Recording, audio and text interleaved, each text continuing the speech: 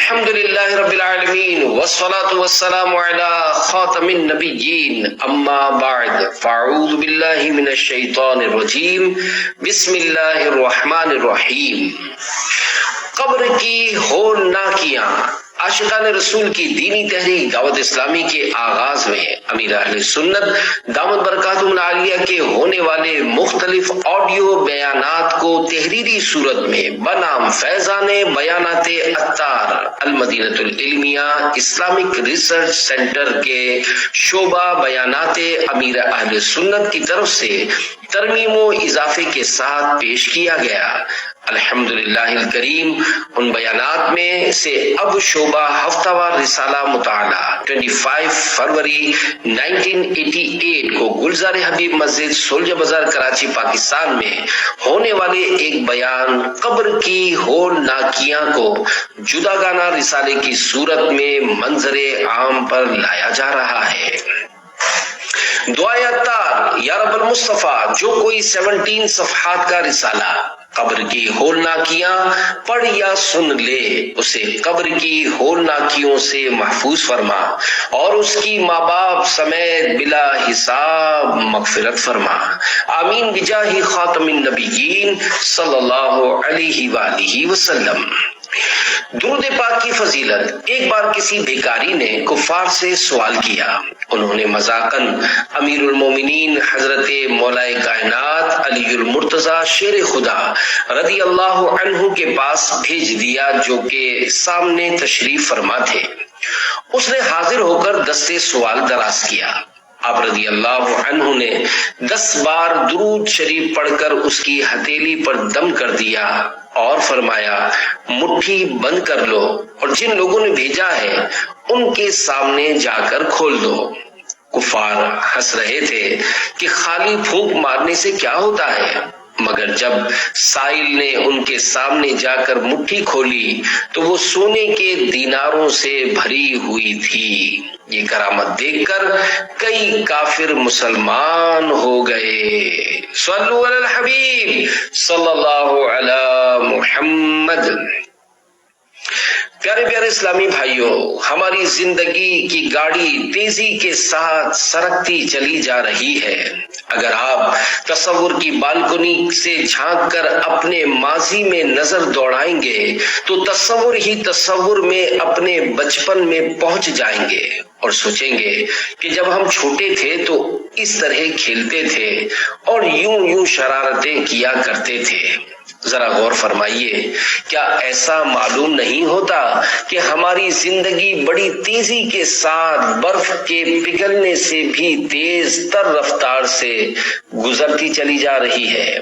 واقعی جب ہم اپنے ماضی پر غور کرتے ہیں تو ہمارا دل ڈوبنے لگتا ہے کہ ہماری عمر اتنی ہو گئی اور ان قریب ہماری زندگی کے بقیہ دن بھی گزر جائیں گے، اور پھر جس طرح ہم اپنے دادا جان اور والد صاحب کو قبرستان چھوڑ کر آئے تھے، اسی طرح ایک دن وہ بھی آئے گا کہ ہماری اولاد، ہمارے بھائی یا عزیز و رشتہ دار ہمیں بھی قبرستان چھوڑ آئیں گے اور پھر ہم قیامت تک وہاں سے نہیں نکل پائیں گے۔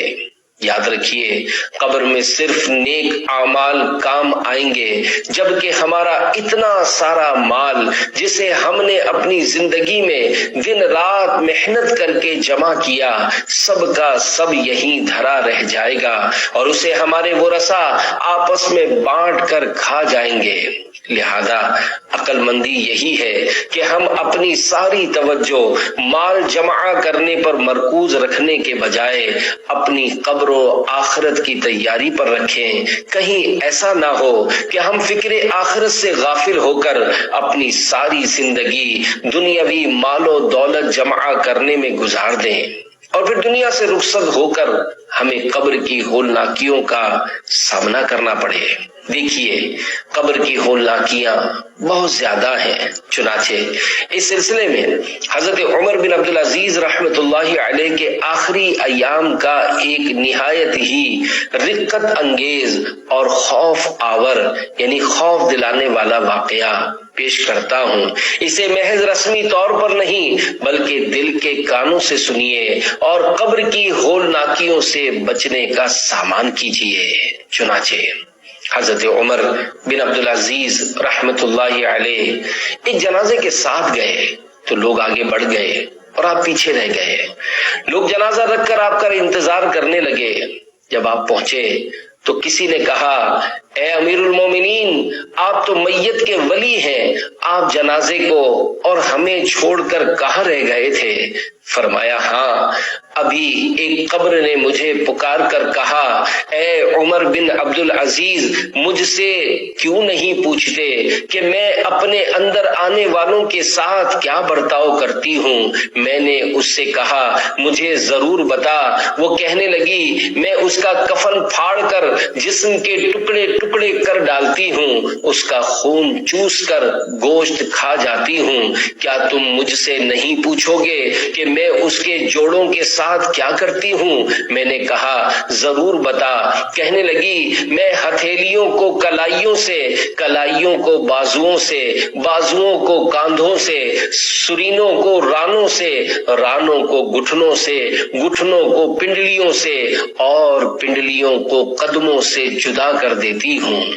اتنا کہنے کے بعد آپ رحمت اللہ علیہ رونے لگے۔ پھر فرمایا، سنو، اس دنیا کی عمر بہت تھوڑی ہے۔ جو گناہگار اس دنیا میں عزت والا ہے، آخرت میں ذلیل و رسوا ہوگا۔ جو مالدار ہے، آخرت میں فقیر ہوگا۔ اس کا جوان بوڑھا ہو جائے گا اور زندہ مر جائے گا۔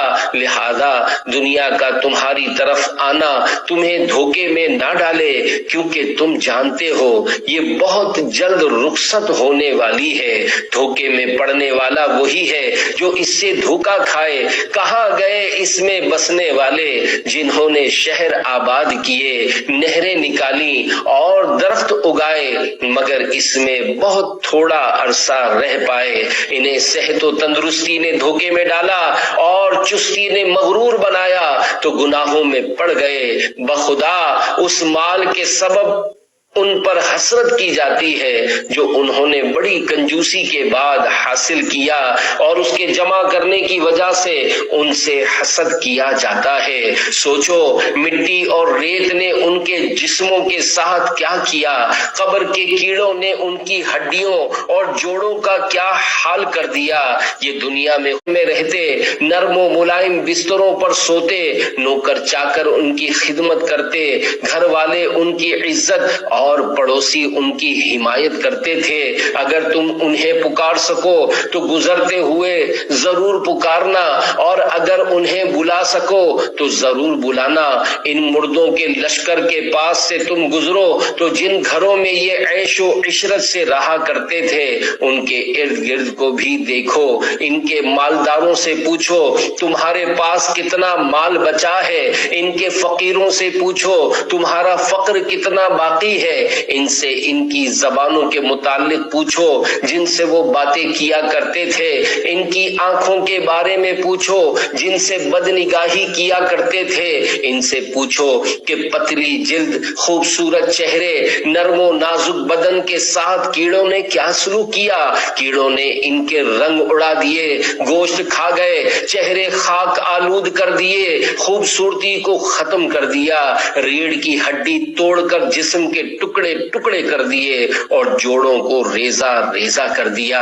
ان سے پوچھو تمہارے خیمے اور عورتیں کہاں گئیں، خدمتگار کہاں گئے، غلام کہاں گئے، جمع پونجی اور خزانے کہاں گئے۔ اللہ پاک کی قسم، انہوں نے قبر کے لیے کچھ تیاری نہیں کی، کوئی سہارا بھی نہیں بنایا، نیکی کا پودا بھی نہیں لگایا، سکون قبر کے لیے کچھ نہیں بھیجا۔ کیا اب وہ تنہائی اور ویرانوں میں نہیں پڑے ہوئے؟ کیا اب ان کے لیے دن اور رات برابر نہیں؟ کیا اب وہ تاریکی میں نہیں ہے؟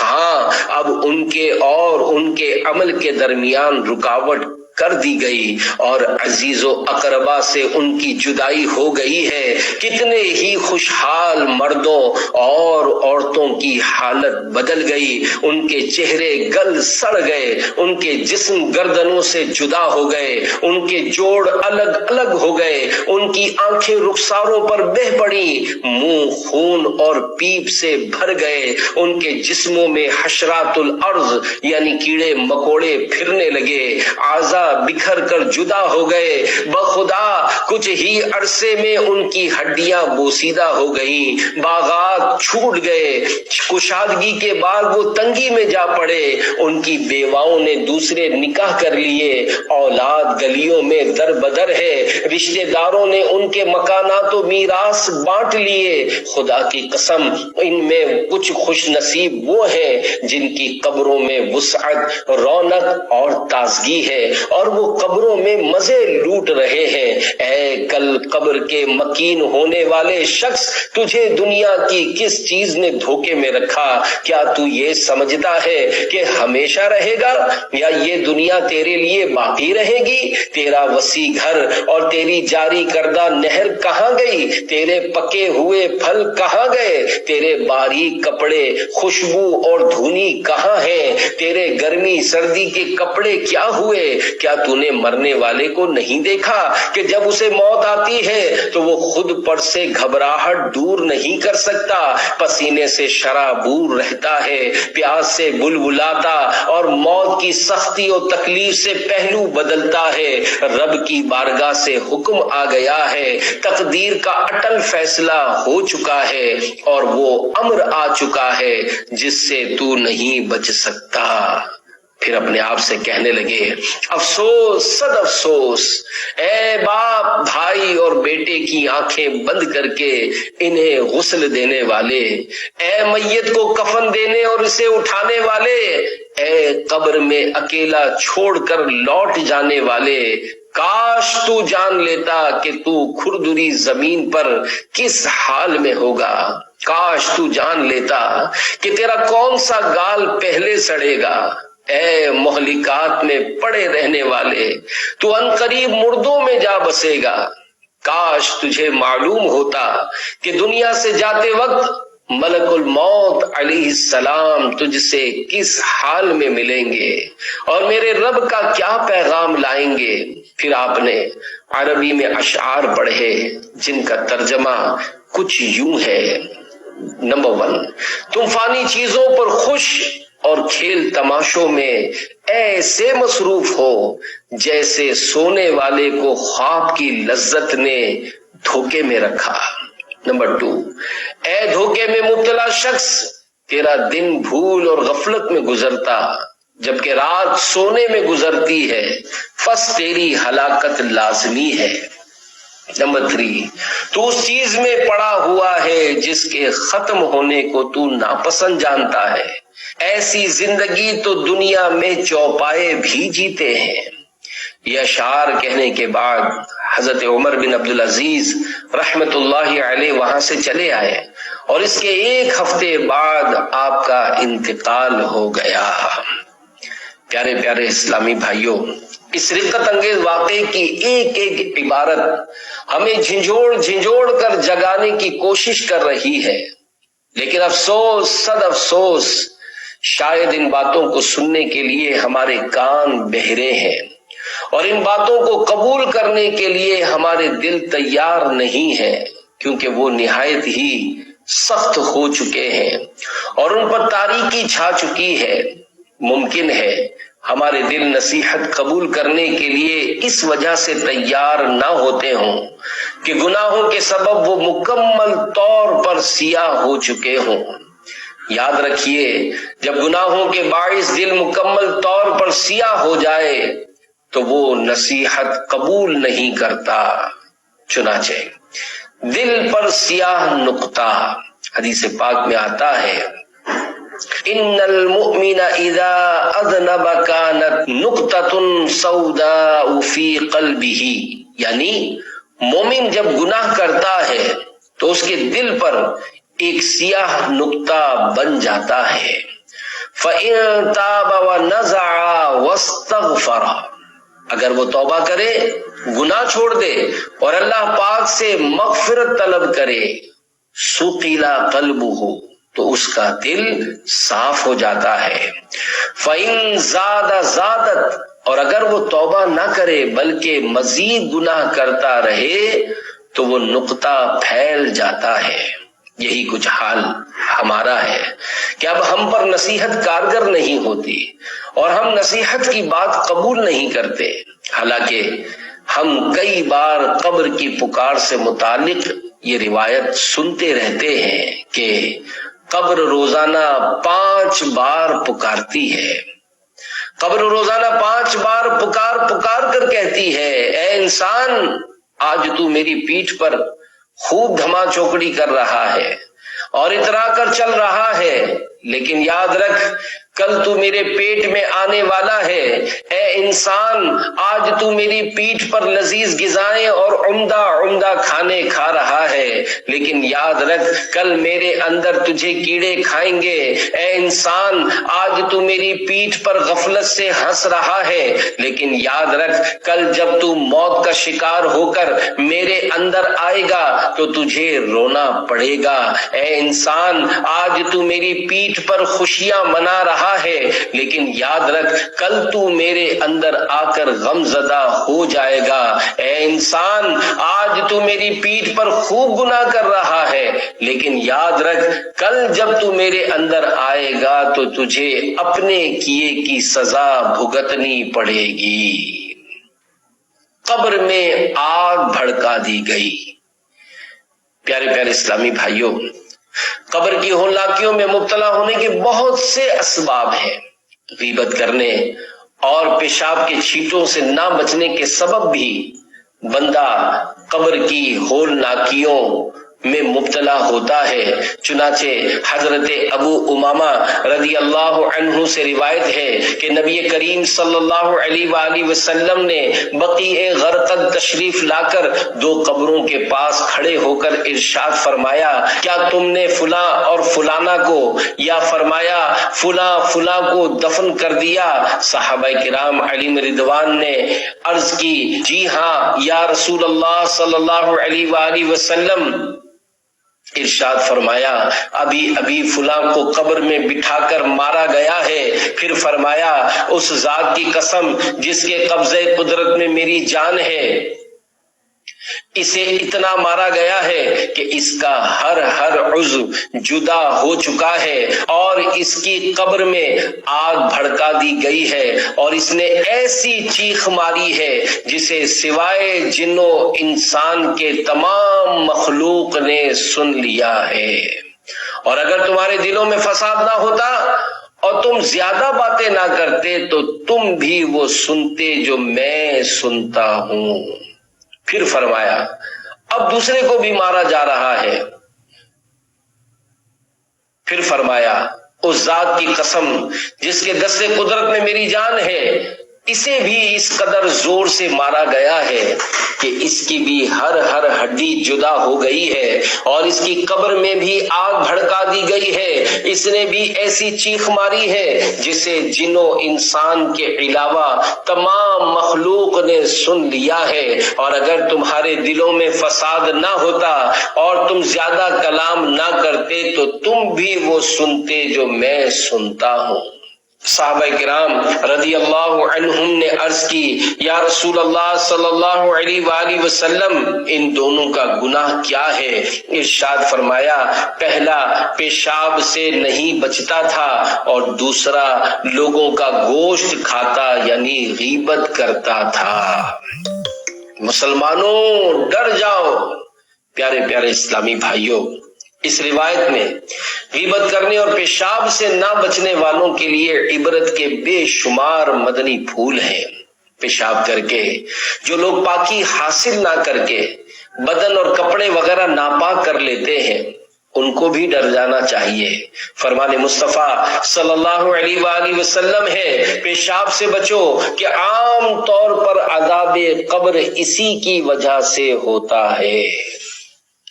پیشاب سے نہ بچنے والے کی قبر سے پکار، دعوت اسلامی کے مکتبۃ المدینہ کی 413 صفحات پر مشتمل کتاب عیون الحکایات حصہ دوم صفحہ 187 پر ہے کہ حضرت عبداللہ ابن عمر رضی اللہ عنہما فرماتے ہیں، ایک مرتبہ دوران سفر میرا گزر زمانہ جاہلیت کے قبرستان سے ہوا، یکایک ایک مردہ قبر سے باہر نکلا، اس کی گردن میں آگ کی زنجیر بندھی ہوئی تھی، میرے پاس پانی کا ایک برتن تھا، جب اس نے مجھے دیکھا تو کہنے لگا، اے عبداللہ مجھے تھوڑا سا پانی پلا دو۔ میں نے دل میں کہا، اس نے میرا نام لے کر مجھے پکارا ہے، یا تو یہ مجھے جانتا ہے یا عربوں کے طریقے کے مطابق عبداللہ کہہ کر پکار رہا ہے۔ پھر اچانک اسی قبر سے ایک اور شخص نکلا، اس نے مجھ سے کہا، اے عبداللہ اس نافرمان کو ہرگز پانی نہ پلانا، یہ کافر ہے۔ دوسرا شخص پہلے کو گھسیٹ کر واپس قبر میں لے گیا۔ میں نے وہ رات ایک بڑھیا کے گھر گزاری، اس کے گھر کے قریب ایک قبر تھی، میں نے قبر سے یہ آواز سنی، پیشاب پیشاب کیا ہے، مشکیزہ مشکیزہ کیا ہے۔ اس آواز کے متعلق بڑھیا سے پوچھا تو اس نے کہا، یہ کیا تو نے مرنے والے کو نہیں دیکھا کہ جب اسے موت آتی ہے تو وہ خود پر سے گھبراہٹ دور نہیں کر سکتا، پسینے سے شرابور رہتا ہے، پیاس سے بلبلاتا اور موت کی سختی اور تکلیف سے پہلو بدلتا ہے۔ رب کی بارگاہ سے حکم آ گیا ہے، تقدیر کا اٹل فیصلہ ہو چکا ہے اور وہ امر آ چکا ہے جس سے تو نہیں بچ سکتا۔ پھر اپنے آپ سے کہنے لگے، افسوس صد افسوس، اے باپ بھائی اور بیٹے کی آنکھیں بند کر کے انہیں غسل دینے والے، اے میت کو کفن دینے اور اسے اٹھانے والے، اے قبر میں اکیلا چھوڑ کر لوٹ جانے والے، کاش تو جان لیتا کہ تو کھردری زمین پر کس حال میں ہوگا، کاش تو جان لیتا کہ تیرا کون سا گال پہلے سڑے گا، اے مہلکات میں پڑے رہنے والے، تو عنقریب مردوں میں جا بسے گا، کاش تجھے معلوم ہوتا کہ دنیا سے جاتے وقت ملک الموت علیہ السلام تجھ سے کس حال میں ملیں گے اور میرے رب کا کیا پیغام لائیں گے۔ پھر آپ نے عربی میں اشعار پڑھے جن کا ترجمہ کچھ یوں ہے، نمبر 1، تم فانی چیزوں پر خوش اور کھیل تماشوں میں ایسے مصروف ہو جیسے سونے والے کو خواب کی لذت نے دھوکے میں رکھا۔ نمبر 2، اے دھوکے میں مبتلا شخص، تیرا دن بھول اور غفلت میں گزرتا جبکہ رات سونے میں گزرتی ہے، پس تیری ہلاکت لازمی ہے۔ نمبر 3، تو اس چیز میں پڑا ہوا ہے جس کے ختم ہونے کو تو ناپسند جانتا ہے، ایسی زندگی تو دنیا میں چوپائے بھی جیتے ہیں۔ یہ اشعار کہنے کے بعد حضرت عمر بن عبدالعزیز رحمت اللہ علیہ وہاں سے چلے آئے اور اس کے ایک ہفتے بعد آپ کا انتقال ہو گیا۔ پیارے پیارے اسلامی بھائیوں، اس رقت انگیز واقعے کی ایک ایک عبارت ہمیں جھنجھوڑ کر جگانے کی کوشش کر رہی ہے، لیکن افسوس صد افسوس، شاید ان باتوں کو سننے کے لیے ہمارے کان بہرے ہیں اور ان باتوں کو قبول کرنے کے لیے ہمارے دل تیار نہیں ہیں، کیونکہ وہ نہایت ہی سخت ہو چکے ہیں اور ان پر تاریکی چھا چکی ہے۔ ممکن ہے ہمارے دل نصیحت قبول کرنے کے لیے اس وجہ سے تیار نہ ہوتے ہوں کہ گناہوں کے سبب وہ مکمل طور پر سیاہ ہو چکے ہوں۔ یاد رکھیے، جب گناہوں کے باعث دل مکمل طور پر سیاہ ہو جائے تو وہ نصیحت قبول نہیں کرتا۔ چنانچہ دل پر سیاہ نقطہ، حدیث پاک میں آتا ہے، ان المؤمن اذا اذنب كانت نقطة سوداء في قلبه، یعنی مومن جب گناہ کرتا ہے تو اس کے دل پر ایک سیاہ نقطہ بن جاتا ہے۔ فَإِن تَابَ وَنَزَعَ وَاسْتَغْفَرَ، اگر وہ توبہ کرے، گناہ چھوڑ دے اور اللہ پاک سے مغفرت طلب کرے، سُقِلَ قَلْبُهُ، تو اس کا دل صاف ہو جاتا ہے۔ فَإِن زَادَ زَادَتْ، اور اگر وہ توبہ نہ کرے بلکہ مزید گناہ کرتا رہے تو وہ نقطہ پھیل جاتا ہے۔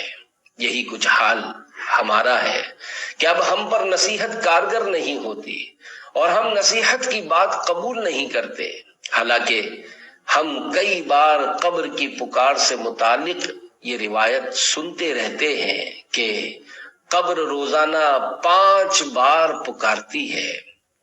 قبر روزانہ 5 بار پکار کر کہتی ہے، اے انسان، آج تو میری پیٹھ پر خوب دھما چوکڑی کر رہا ہے اور اترا کر چل رہا ہے، لیکن یاد رکھ کل تو میرے پیٹ میں آنے والا ہے۔ اے انسان، آج تو میری پیٹھ پر لذیذ غذائیں اور عمدہ کھانے کھا رہا ہے، لیکن یاد رکھ کل میرے اندر تجھے کیڑے کھائیں گے۔ اے انسان، آج تو میری پیٹھ پر غفلت سے ہنس رہا ہے، لیکن یاد رکھ کل جب تو موت کا شکار ہو کر میرے اندر آئے گا تو تجھے رونا پڑے گا۔ اے انسان، آج تو میری پیٹھ پر خوشیاں منا رہا ہے، لیکن یاد رکھ کل تو میرے اندر آ کر غم زدہ ہو جائے گا۔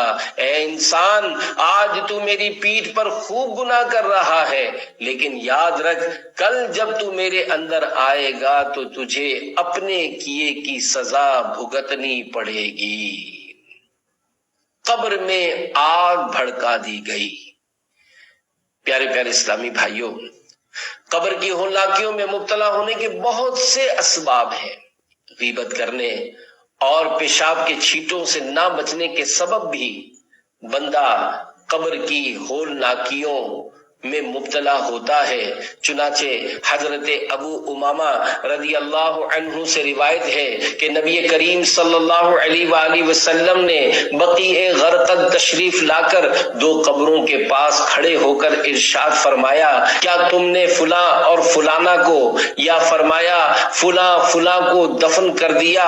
صحابہ کرام علیہم رضوان نے عرض کی، جی ہاں یا رسول اللہ صلی اللہ علیہ وآلہ وسلم۔ ارشاد فرمایا، ابھی فلاں کو قبر میں بٹھا کر مارا گیا ہے۔ پھر فرمایا، اس ذات کی قسم جس کے قبضے قدرت میں میری جان ہے، اسے اتنا مارا گیا ہے کہ اس کا ہر عضو جدا ہو چکا ہے اور اس کی قبر میں آگ بھڑکا دی گئی ہے اور اس نے ایسی چیخ ماری ہے جسے سوائے جن و انسان کے تمام مخلوق نے سن لیا ہے۔ اور اگر تمہارے دلوں میں فساد نہ ہوتا اور تم زیادہ باتیں نہ کرتے تو تم بھی وہ سنتے جو میں سنتا ہوں۔ پھر فرمایا، اب دوسرے کو بھی مارا جا رہا ہے۔ پھر فرمایا، اس ذات کی قسم جس کے دست قدرت میں میری جان ہے، اسے بھی اس قدر زور سے مارا گیا ہے کہ اس کی بھی ہر ہڈی جدا ہو گئی ہے اور اس کی قبر میں بھی آگ بھڑکا دی گئی ہے۔ اس نے بھی ایسی چیخ ماری ہے جسے جنوں انسان کے علاوہ مخلوق نے سن لیا ہے۔ اور اگر تمہارے دلوں میں فساد نہ ہوتا اور تم زیادہ کلام نہ کرتے تو تم بھی وہ سنتے جو میں سنتا ہوں۔ صحابہ کرام رضی اللہ عنہم نے عرض کی، یا رسول اللہ صلی اللہ علیہ وآلہ وسلم، ان دونوں کا گناہ کیا ہے؟ ارشاد فرمایا، پہلا پیشاب سے نہیں بچتا تھا اور دوسرا لوگوں کا گوشت کھاتا یعنی غیبت کرتا تھا۔ مسلمانوں ڈر جاؤ۔ پیارے پیارے اسلامی بھائیوں، اس روایت میں غیبت کرنے اور پیشاب سے نہ بچنے والوں کے لیے عبرت کے بے شمار مدنی پھول ہیں۔ پیشاب کر کے جو لوگ پاکی حاصل نہ کر کے بدن اور کپڑے وغیرہ ناپاک کر لیتے ہیں، ان کو بھی ڈر جانا چاہیے۔ فرمان مصطفیٰ صلی اللہ علیہ وآلہ وسلم ہے، پیشاب سے بچو کہ عام طور پر عذاب قبر اسی کی وجہ سے ہوتا ہے۔ پیشاب سے نہ بچنے والے کی قبر سے پکار، دعوت اسلامی کے مکتبۃ المدینہ کی 413 صفحات پر مشتمل کتاب عیون الحکایات حصہ دوم صفحہ 187 پر ہے کہ حضرت عبداللہ ابن عمر رضی اللہ عنہما فرماتے ہیں، ایک مرتبہ دوران سفر میرا گزر زمانہ جاہلیت کے قبرستان سے ہوا، یکایک ایک مردہ قبر سے باہر نکلا، اس کی گردن میں آگ کی زنجیر بندھی ہوئی تھی، میرے پاس پانی کا ایک برتن تھا، جب اس نے مجھے دیکھا تو کہنے لگا، اے عبداللہ مجھے تھوڑا سا پانی پلا دو۔ میں نے دل میں کہا، اس نے میرا نام لے کر مجھے پکارا ہے، یا تو یہ مجھے جانتا ہے یا عربوں کے طریقے کے مطابق عبداللہ کہہ کر پکار رہا ہے۔ پھر اچانک اسی قبر سے ایک اور شخص نکلا، اس نے مجھ سے کہا، اے عبداللہ اس نافرمان کو ہرگز پانی نہ پلانا، یہ کافر ہے۔ دوسرا شخص پہلے کو گھسیٹ کر واپس قبر میں لے گیا۔ میں نے وہ رات ایک بڑھیا کے گھر گزاری، اس کے گھر کے قریب ایک قبر تھی، میں نے قبر سے یہ آواز سنی، پیشاب پیشاب کیا ہے، مشکیزہ مشکیزہ کیا ہے۔ اس آواز کے متعلق بڑھیا سے پوچھا تو اس نے کہا، یہ میرے شوہر کی قبر ہے، اسے 2 خطاؤں کی سزا مل رہی ہے، پیشاب کرتے وقت یہ پیشاب کے چھینٹوں سے نہیں بچتا تھا، میں اس سے کہتی کہ تجھ پر افسوس، جب اونٹ پیشاب کرتا ہے تو وہ بھی اپنے پاؤں کشادہ کر کے چھینٹوں سے بچتا ہے، لیکن تو اس معاملے میں بالکل بھی احتیاط نہیں کرتا۔ میرا شوہر میری ان باتوں پر کوئی توجہ نہ دیتا، پھر یہ مر گیا تو مرنے کے بعد سے آج تک اس کی قبر سے روزانہ اسی طرح کی آوازیں آتی ہیں۔ میں نے پوچھا، مشکیزہ مشکیزہ کیا ہے، کی آواز آنے کا کیا مقصد ہے؟ بڑھیا نے کہا، ایک مرتبہ اس کے پاس ایک پیاسا شخص آیا، اس نے پانی مانگا تو اس نے اس کو پریشان کرنے کے لیے خالی مشکیزے کی طرف اشارہ کرتے ہوئے کہا، جاؤ اس مشکیزے سے پانی پی لو۔ وہ پیاسا بے تابانہ مشکیزے کی طرف لپکا، جب اٹھایا تو اسے خالی پایا، پیاس کی شدت سے وہ بے ہوش ہو کر گر گیا اور اس کی موت واقع ہو گئی۔ پھر جب سے میرا شوہر مرا ہے آج تک روزانہ اس کی قبر سے آواز آتی ہے، مشکیزہ مشکیزہ کیا ہے۔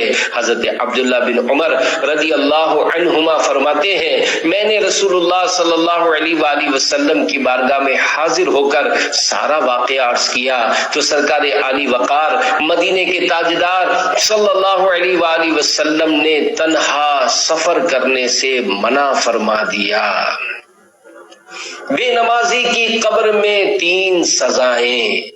پیارے پیارے اسلامی بھائیوں، بے نمازی ہونا قبر کی ہولناکیوں میں مبتلا ہونے کا سبب ہے، چنانچہ میرے آقا مکی مدنی مصطفیٰ صلی اللہ علیہ وآلہ وسلم کا فرمان عبرت نشان ہے، جو نماز کو سستی کی وجہ سے چھوڑے گا اللہ پاک اسے قبر میں 3 طرح کی سزائیں دے گا۔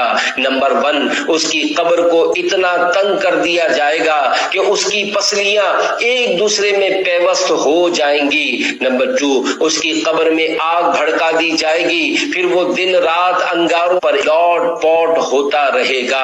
اور نمبر 3، قبر میں اس پر ایک اژدہا مسلط کر دیا جائے گا جس کا نام الشجاع الاقرع یعنی گنجا سانپ ہے، اس کی آنکھیں آگ کی ہوں گی جبکہ ناخن لوہے کے ہوں گے، ہر ناخن کی لمبائی 1 دن کی مسافت تک ہوگی۔ وہ میت سے کلام کرتے ہوئے کہے گا، میں الشجاع الاقرع یعنی گنجا سانپ ہوں۔ اس کی آواز کڑکدار بجلی کی سی ہوگی، وہ کہے گا، میرے رب نے مجھے حکم دیا ہے کہ نماز فجر ضائع کرنے پر طلوع آفتاب کے بعد تک مارتا رہوں، اور نماز ظہر ضائع کرنے پر عصر تک مارتا رہوں، اور نماز عصر ضائع کرنے پر مغرب تک مارتا رہوں، اور نماز مغرب ضائع کرنے پر عشاء تک مارتا رہوں، اور نماز عشاء ضائع کرنے پر فجر تک مارتا رہوں۔ جب بھی وہ اسے مارے گا تو وہ 70 ہاتھ تک زمین میں دھنس جائے گا اور وہ قیامت تک اس عذاب میں مبتلا رہے گا۔ متعدد محدثین نے اس روایت کی اسناد پر جرح فرمائی ہے، تاہم کئی علماء نے واعظ و نصیحت کی کتابوں میں اسے شامل بھی کیا ہے۔ اے بے نمازیوں، یاد رکھو اگر آج نمازیں نہ پڑھی تو قبر کی ہولناکیوں میں مبتلا ہونا پڑے گا۔ خدا کی قسم قبر میں گنجے سانپ کا ڈسنا ہرگز برداشت نہ ہو سکے گا۔ اور پھر یہی نہیں، بے نمازیوں کو دیگر عذابات بھی دیے جائیں گے۔ لہذا ابھی سے سچی توبہ کر لیجئے اور اپنا یہ ذہن بنائیے کہ اب ہم پابندی سے 5 نمازیں با جماعت ادا کریں گے، اور آج کے بعد ہماری کوئی نماز قضا نہ ہوگی۔ پیارے پیارے اسلامی بھائیوں، اللہ پاک کے ذکر سے اعراض کرنا بھی قبر کی تنگی اور اس کی ہولناکیوں میں مبتلا ہونے کا سبب ہے، اور بروز قیامت اللہ پاک ایسوں کو اندھا اٹھائے گا، جیسا کہ پارہ 16 سورہ طٰہٰ کی آیت نمبر 124 میں اللہ پاک ارشاد فرماتا ہے، وَمَنْ أَعْرَضَ عَنْ ذِكْرِي فَإِنَّ لَهُ مَعِيشَةً ضَنكًا وَنَحْشُرُهُ يَوْمَ الْقِيَامَةِ أَعْمَى۔ ترجمہ کنز الایمان، اور جس نے میری یاد سے منہ پھیرا تو بے شک اس کے لیے تنگ زندگانی ہے، اور ہم اسے قیامت کے دن اندھا اٹھا۔ تنگ زندگانی کی وضاحت تفسیر خزائن العرفان میں کچھ اس طرح ہے، دنیا میں یا قبر میں یا آخرت میں یا دین میں یا ان سب میں دنیا کی تنگ زندگانی یہ ہے کہ ہدایت کا اتباع نہ کرنے سے عمل بد اور حرام میں مبتلا ہو، یا قناعت سے محروم ہو کر گرفتار حرص ہو جائے، اور کثرت مال و اسباب سے بھی اس کو فراخ خاطر اور سکون قلب میسر نہ ہو، دل ہر چیز کی طلب میں آوارہ ہو، اور حرص کے غموں سے کہ یہ نہیں وہ نہیں، حال تاریک اور وقت خراب رہے، اور مومن متوکل کی طرح اس کو سکون و فراغ حاصل ہی نہ ہو، جس کو حیات طیبہ کہتے ہیں۔ اور قبر کی تنگ زندگانی یہ ہے کہ حدیث شریف میں وارد ہوا کہ کافر پر 99 اژدہے اس کی قبر میں مسلط کیے جاتے ہیں۔ شان نزول، حضرت ابن عباس رضی اللہ عنہما نے فرمایا، یہ آیت اسود بن عبد العزا مخزومی کے حق میں نازل ہوئی، اور قبر کی زندگانی سے مراد قبر کا اس سختی سے دبانا ہے جس سے ایک طرف کی پسلیاں دوسری طرف آ جاتی ہیں، اور آخرت میں تنگ زندگانی جہنم کے عذاب میں جہاں زقوم یعنی تھوہڑ اور کھولتا پانی اور جہنمیوں کے خون اور ان کے پیپ کھانے پینے کو دی جائے گی، اور دین میں تنگ زندگانی یہ ہے کہ نیکی کی راہیں تنگ ہو جائیں اور آدمی کسب حرام میں مبتلا ہو۔ حضرت ابن عباس رضی اللہ عنہما نے فرمایا کہ بندے کو تھوڑا ملے یا بہت، اگر خوف خدا نہیں تو اس میں کچھ بھلائی نہیں، اور یہ تنگ زندگانی ہے۔ پیارے پیارے اسلامی بھائیوں، قبر کی ہولناکیوں میں ہمارے لیے بہت عبرت کا سامان ہے، لیکن شیطان ہم پر مسلط ہو گیا ہے، اور اس نے اس قدر ہمارے دلوں اور ہماری عقلوں پر قبضہ جما لیا ہے کہ آج ہم گناہوں سے دوری اختیار کر کے پیارے آقا صلی اللہ علیہ وآلہ وسلم کی پیاری پیاری سنتیں اپنانے کے لیے تیار نہیں۔ آج ہمیں سنتیں سیکھنے کے لیے دعوت اسلامی کے سنتوں بھرے اجتماعات میں شرکت اور مدنی قافلوں میں سفر کی دعوت دی جاتی ہے تو ہم تیار نہیں ہوتے۔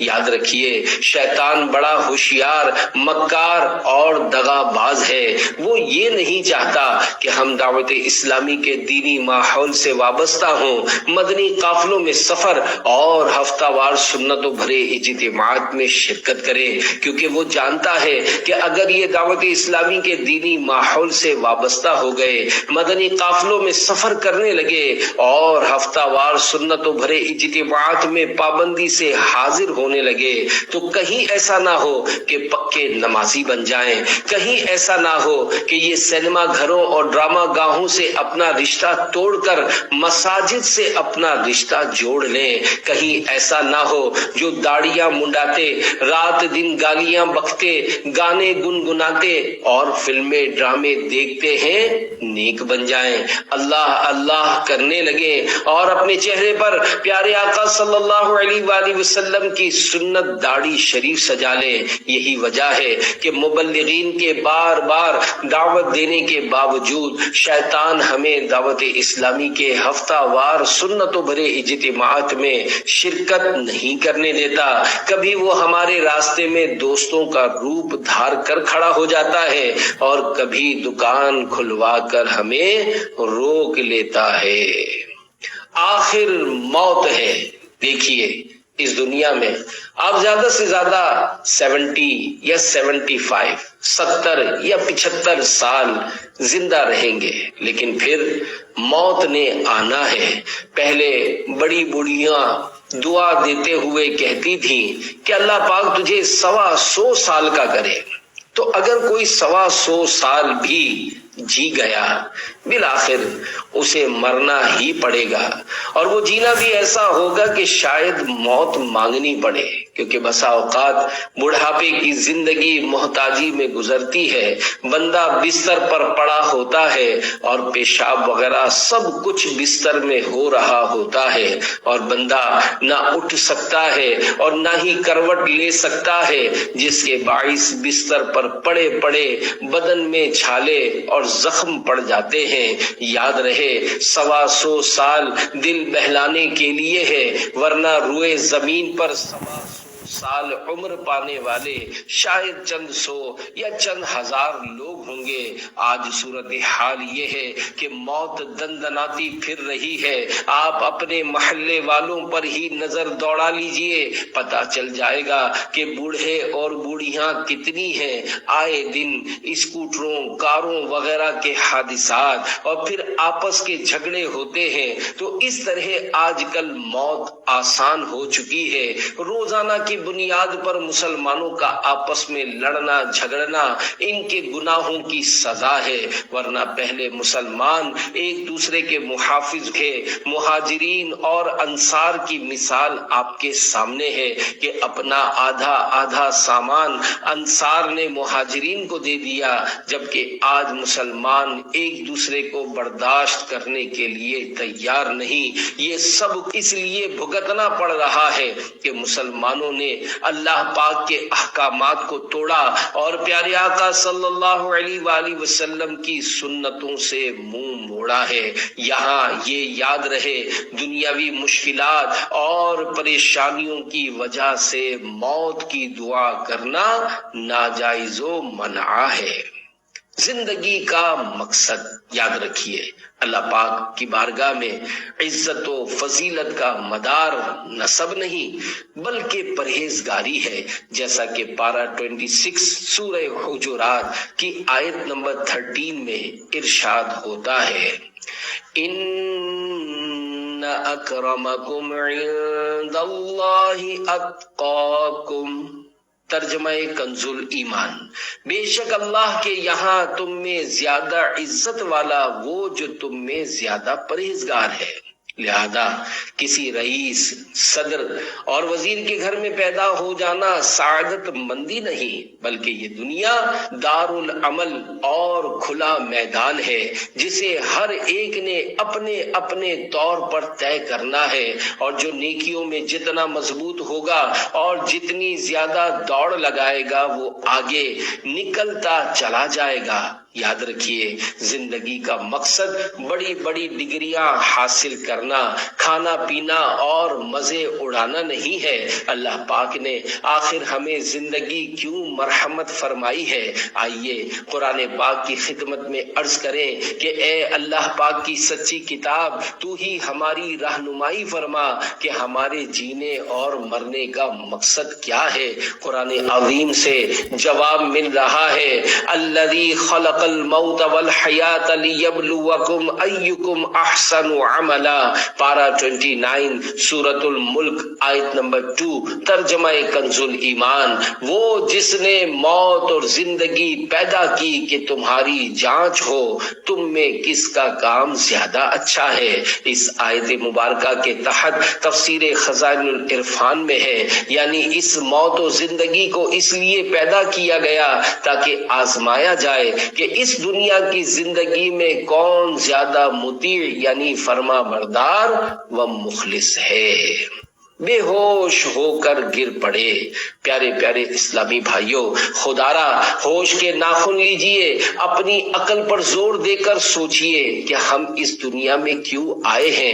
آج ہم اپنی آخرت کے بارے میں غور و فکر نہیں کرتے، اور اگر کوئی ہمارے سامنے فکر آخرت سے متعلق قرآن پاک کی آیات مبارکہ پڑھے یا احادیث مبارکہ بیان کرے تو ہم پر خوف خدا طاری نہیں ہوتا، جبکہ ہمارے اسلاف یعنی بزرگان دین فکر آخرت سے متعلق آیات مبارکہ سن کر بے ہوش ہو جاتے یا پھر اس دنیا فانی سے رخصت ہو جایا کرتے تھے۔